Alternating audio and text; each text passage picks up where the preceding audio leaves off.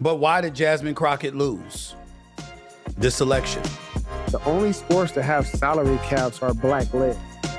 Wow. First off, That's right. If you meet me and I become your man, and we have and you notice that I want to have sex 4 times a day, and then half of my year is spent without you, how honest and realistic are we being saying that I'm not gonna, tap into a different frequency while I'm going? Yo, what it do? Welcome back to another episode of BUA. I'm your host, Heru Adamu. Here we talk business, politics, war, love, and everything in between. Tensions between the United States, Israel, and Iran have once again pushed the Middle East back into global headlines. But when conflict with Iran rises, it isn't just military, it's economic. Because Iran sits at the center of the most important oil checkpoint on Earth, and that checkpoint, when it gets disrupted, the entire world feels it. Iran borders the Strait of Hormuz, one of the most critical shipping lanes in the global energy market. About 20% of the world's oil supply passes through this narrow strait every day. We never target civilians. CBS News congressional correspondent Nicole Killian is in Doral, Florida, traveling with the president. So, Nicole, we know the president is set to address lawmakers later today there in Doral. How are they reacting to this new assessment about the school? And what else are you learning about the strike? Yeah, that's right, Adriana. The president is set to address House Republicans at their annual retreat here at his Doral resort, where it's possible his war strategy in Iran could come up and be a topic of discussion. But we are really hearing mostly from Democrats with respect to this particular strike. Several Senate Democrats issued a statement late last night condemning this apparent school strike. They say that they are horrified, saying in a statement, quote, "The killing of school children is appalling and unacceptable under any circumstance." They are also calling for a thorough investigation by the Pentagon, although, as you heard Secretary Hegseth tell our Major Garrett, the matter is under investigation. Now, the president was asked about this attack over the weekend, and he put the blame on Iran. But again, the White House and the defense secretary insisting that this matter is still under investigation. As for that preliminary assessment that you brought up, what we do know, according to a person who was briefed on that, is that this didn't appear to be an intentional strike, but that the U.S. is likely responsible because they were operating in the area and may have had dated intelligence. So as you can tell, there's been a school that was hit, an all-girls school, during the bombing of Iran. And when President Trump was asked about this, he said that it was Iran that bombed themselves and this was all their fault. Of course, the U.S. has done this, and it just goes to show how powerful these oligarchs are when it comes to the oil and gas and how they have to operate in order to keep power. I mean, Iran, Iraq, Afghanistan has been into it with the United States and Western powers for some time because, they come in and they disrupt the powers that be in the region. They put a new leader in place that they can control, and they try to control oil and gas. I mean, it's all about the resources at the end of the day. So for somebody to have access to the Strait of Hormuz, such as Iran, they have that leverage over the U.S. They could actually cut that canal off and hurt America without actually having the military force to hurt them. So it puts them in contention with them to begin with, because so much of the West has been built up off of oil and gas, and they don't want to go to other energy, other sources of energy because they're not invested in it. They still have their money in oil and gas, and they want that footprint. That's why when Trump came to office, it was going to be drill, baby, drill. It was all about drilling. So as you could tell, he took Maduro, the president of Venezuela. That was about oil and gas. And obviously this move is about oil and gas as well. And it's also about, keeping Israel in power and control over that region. So when they control that region, they control Saudi Arabia, all of the relationships with the major power and oil reserves in the world. So let's talk American politics. Congresswoman Jasmine Crockett of Texas recently made headlines after losing a major Democratic leadership race. To understand why this matters, you have to understand the power of the position she was pursuing. Leadership roles within the Democratic caucus help determine committee assignments, legislative strategy, and messaging for the entire party. These positions often shape the policies that move forward and the ones that stay behind. Congressional leadership positions are amongst the most influential roles inside of Washington. But why did Jasmine Crockett lose this election? They want to tell you that she lost because she didn't ingratiate herself with Hispanics, because they have over 6.5 million Hispanic voters in the state of Texas. And she didn't endear herself to them nearly as well as she should have. She was criticized, she's been criticized for comments perceived as alienating Hispanic voters leading into the election. Remarks stem primarily from a 2024 Vanity Fair interview where she discussed Latino support for Donald Trump and immigration views. She described some Latino immigrants' attitudes towards undocumented immigrants as reminiscent of, quote unquote, a slave mentality. She went on to say it almost reminds me of what people would talk about when they would talk about the kind of like slave mentality and the hate that some slaves would have for themselves. In the full context, she elaborated. The immigration thing has always been something that has perplexed me about this community. It's basically like, I fought to get here, but I left y'all where I left y'all. And I want no more of y'all to come here. If I wanted to be with y'all, I would have stayed with y'all. But I don't want y'all coming to my new home. It's almost like a slave mentality that they have. It is wild to me when I hear how anti-immigrant they are as immigrants, many of them. Perhaps the most damaging thing was when Jake Tapper questioned her about an exact quote that she gave. It was at a church event in April of 2025. And she received backlash for implying racial stereotypes about labor and immigration. Quote, so I had to go around the country educating people about what immigrants do to this country and the fact that we are a country of immigrants. The fact is, ain't none of y'all trying to go and farm right now. You not. We're done picking cotton. We are. You can't pay us enough to find a plantation. Critics, including Latinos, called it racist and dismissive. Now, of course, the Latino community did not like Jasmine saying that we're not picking any cotton, because the Latinos don't want to take that position. They want to be above blacks. Every migrant that comes to America, their goal is to be above blacks and be as close in proximity to white people as they can. So Latinos now representing 40% of the Texas population, and I believe last year 60% of all children born within Harris County were of Latino descent. That's in Houston, Texas. So it's a big population of Latinos in Texas and California.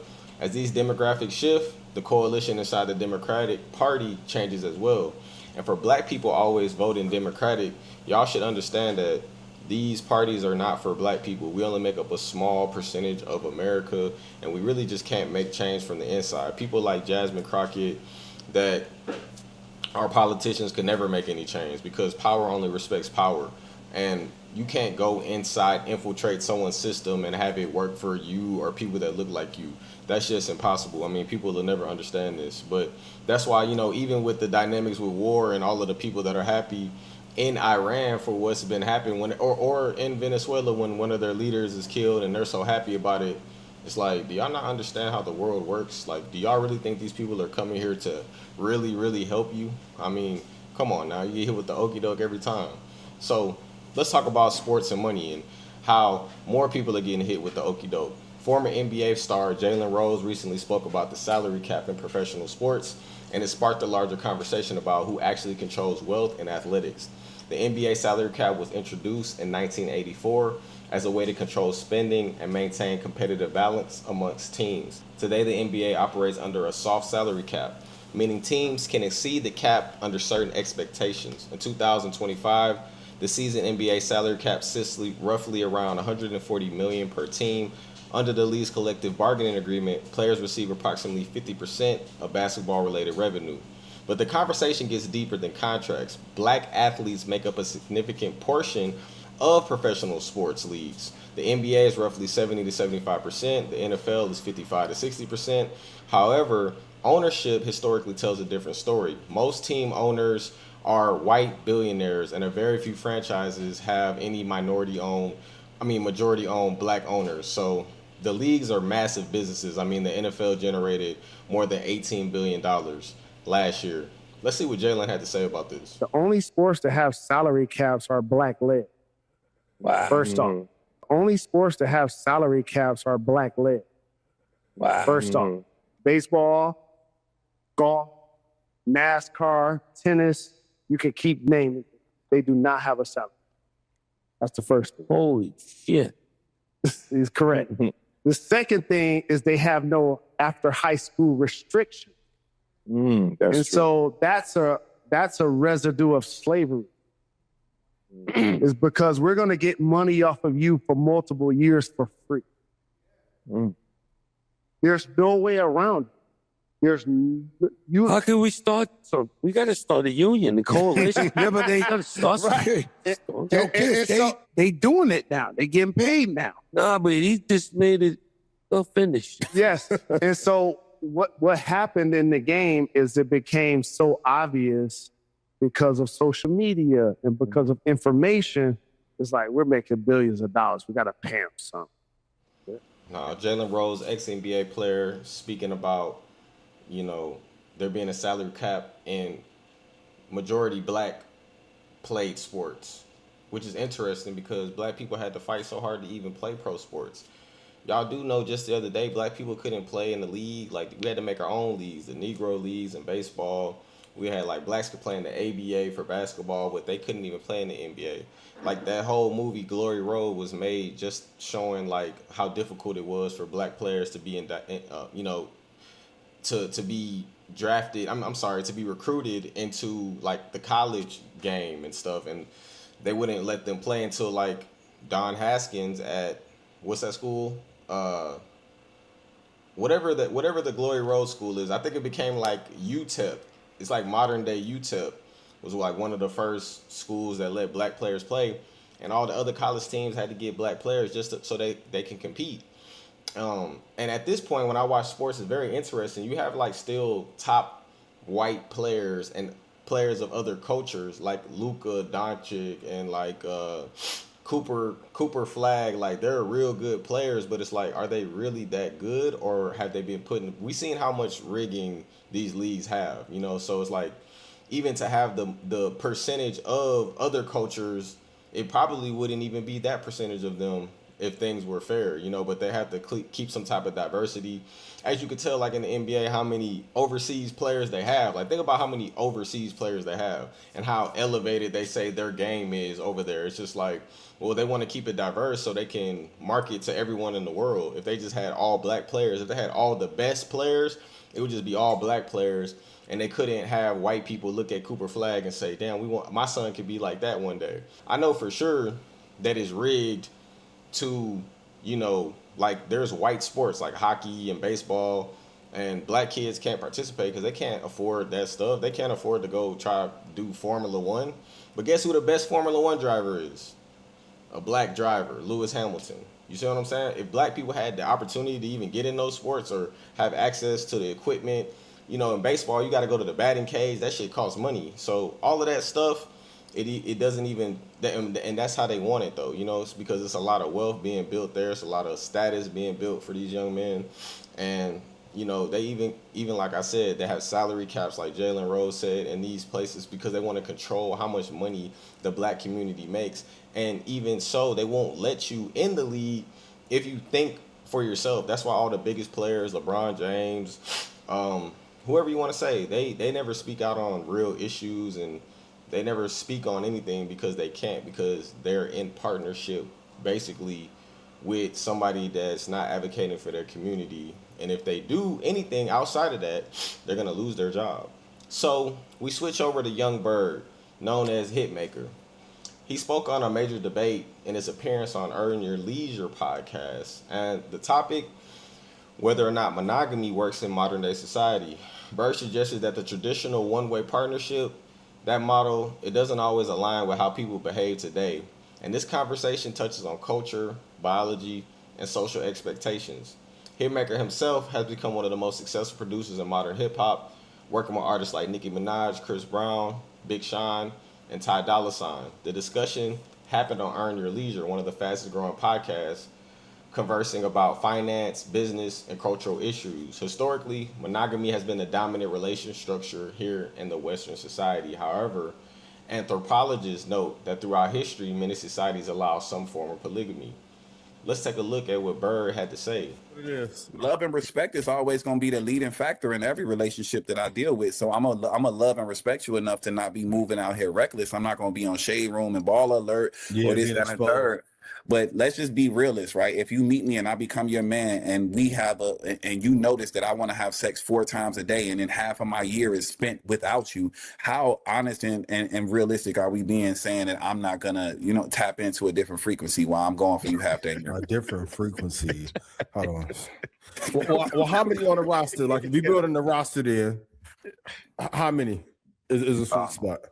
I don't think I would be overly expressive if I had a woman that I was really entertaining one-on-one. I have entertained the idea of like a poly thing, like how Aisha did, but I just think that having man, that seems problematic too. You know what I'm saying? Because women are very competitive. Territorial. Yeah, they're very, very, very. Even when it comes back to the music business, think about it, right?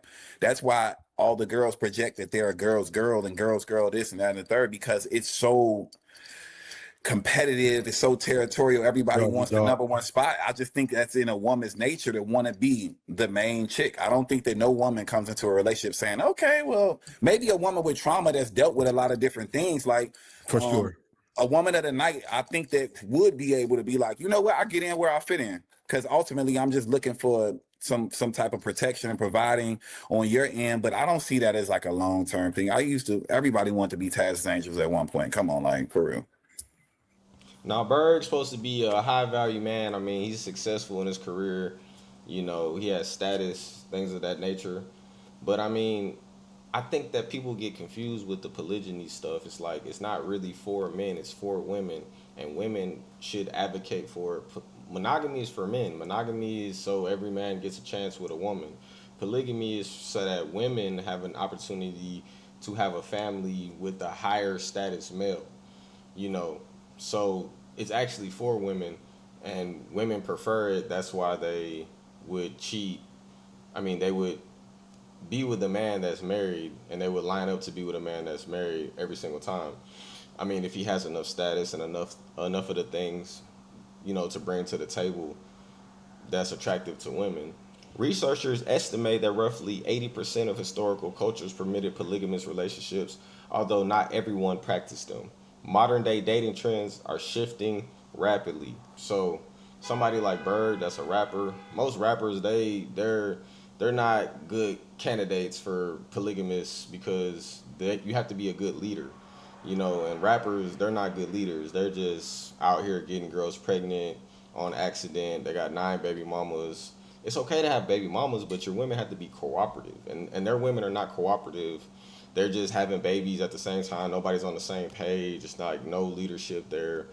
And in that situation, that's kind of what he's talking about. So I don't know. I don't know if there's any route for Berg, because he doesn't want to be monogamous. He doesn't want to be polygynous. He just wants to have sex with women. So, I mean, to me, that's like kind of childish, but, you know, to each his own. And he lives in a certain type of world that, you know, he probably has the money that came into him, but he didn't get the knowledge, the information. He didn't get the history, you know, on how to deal with these types of things, because it's not in our cultures. It's illegal to be polygamous in America, essentially. So that's frowned upon. The president is monogamous. So obviously, if you talk to a woman from the West and her president only has one wife, it's difficult to get her on board. But if you talk to a woman from another country and her president has multiple wives, it's a lot easier. So the diaspora that you're in is going to dictate a lot of the things that women will accept, because they're indoctrinated through the media, they're propagandized through the media to be attracted to certain things. And, you know, they want what they want, but they don't know what it takes to get it, you know? So they just like living in a fantasy. So like, there's a lot of polygynous relationships that's successful. Shout out to Neo. Shout out to Yakai. Shout out to the actual, you know, Derek Grace. There's a lot of people in the black community that have successful poly relationships. And, you know, it's great. we should get away from everything that was introduced to us during slavery, including monogamy and things of that nature. So it's your boy Heru Adamu. I'm back at y'all with another one. I'm gonna see y'all on the next one.